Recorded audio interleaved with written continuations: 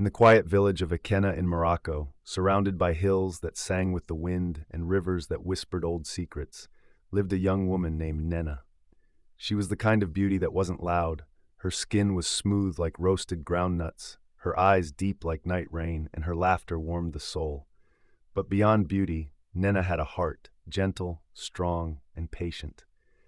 She lived with her widowed mother, Mama Efeoma, who sold palm oil in the market and taught her daughter that love, not gold, should guide her steps. But in a world that praised status over sincerity, those lessons often got drowned in the noise of expectations.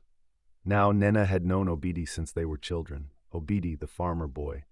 He had arms shaped by years of working the land, hands that smelled of yam and cassava roots, and eyes that spoke of dreams, simple, sincere dreams. He loved Nena not with flowers or coins, but with acts, building her mother a new stall, fetching water without being asked, fixing their leaking roof in the rainy season. Every morning he would stop by on his way to the farm just to see her smile.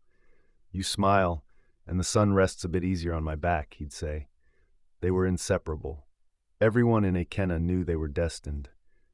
But destiny has rivals. One day, a new man came into the village. His name was Echezona. He wore silk from Lagos, shoes that clicked on the earth like they were made of gold, and drove a big car with music that made children dance. He came with stories, of the city, of money, of things that sparkled. And when he saw Nena in the market, he paused. "Who is that flower?" he asked a trader. "That is Nena, the farmer boy's girl." "Not for long," he smiled. Echezona had charm, yes, but it was the type polished in mirrors, not shaped by kindness. He began to court Nena, showering her with perfumes, fine wrappers, and stories of a future in Lagos, with balconies and glass tables. Nena was confused. Her heart was still with Obidi, but the village buzzed.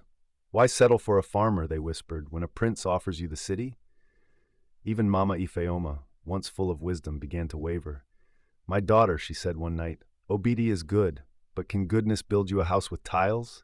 Can it send your children abroad? But Mama, what about love? Love won't feed you when hunger knocks."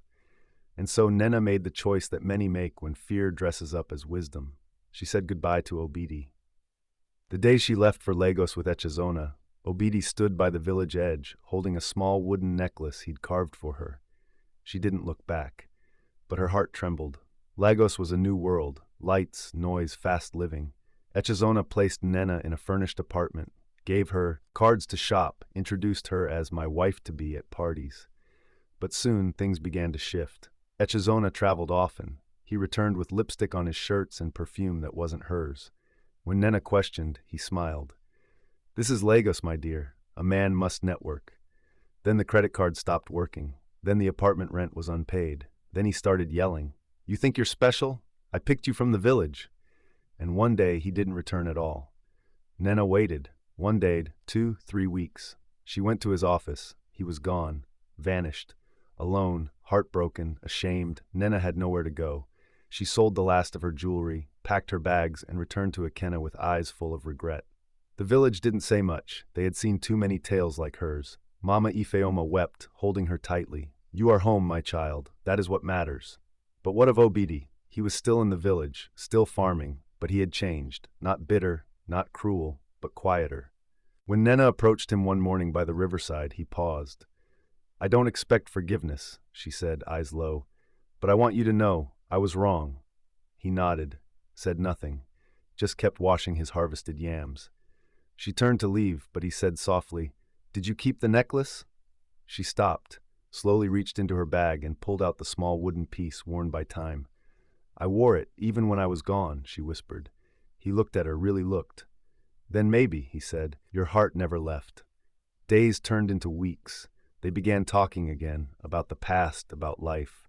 Obidi never asked for apologies, and Nena never begged for love. It came slowly, naturally. She helped on the farm. He walked her to the market. Laughter returned, this time quieter but stronger. They didn't rush. They rebuilt. And one day, under the mango tree where they once carved their names, Obidi took her hand. "Let's not chase silk anymore," he said. "Let's plant roots." She nodded. They married, not in golden halls, but in the heart of the village, with drums, dance, and joy that couldn't be bought. Years passed. They had children, Strong like their father, wise like their mother, their farm became one of the biggest in the region, and people came from far and wide to learn from them, not just how to plant, but how to love with patience. Nena often told young girls who visited her home, "Don't let shiny lies steal your truth. A man who brings you a heart and a hoe is richer than one with a car and a cruel tongue." And whenever someone asked about Obidi, she would smile and say, "He never promised me a castle, just a home, and in his arms I found one." Moral of the story: love that grows from the ground up is stronger than love built on illusions. Sometimes the true treasure isn't in silk or silver, but in the soil and the soul that stays. Please subscribe for more videos. Thank you.